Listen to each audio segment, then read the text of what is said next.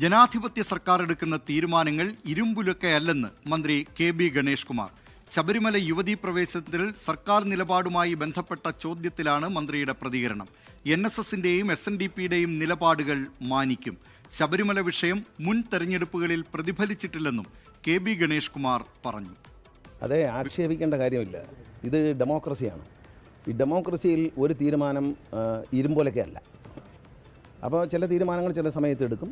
ആ സാഹചര്യം മാറി ജനങ്ങളുടെ വികാരങ്ങളെ മാനിച്ചുകൊണ്ട് ജനാധിപത്യ സർക്കാരുകൾ അതിൻ്റെ തീരുമാനങ്ങളിൽ മാറ്റം വരുത്തും. അല്ലാതെ ജനാധിപത്യ സർക്കാർ എടുക്കുന്ന ഒരു തീരുമാനം ഇത് ഏകാധിപതിയുടെ ഭരണമല്ലല്ലോ.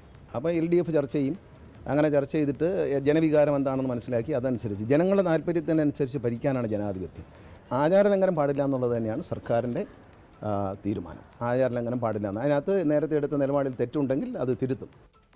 ലോകത്തെവിടെയായാലും ഏത് സമയത്തും 24 വാർത്തകളും ഓഗ്മെന്റഡ് റിയാലിറ്റി പാക്കേജുകളും എക്സ്പ്ലെയിനറുകളും വിശദമായി കാണാൻ ഞങ്ങളുടെ YouTube ചാനൽ നിങ്ങൾക്ക് സബ്സ്ക്രൈബ് ചെയ്യാം.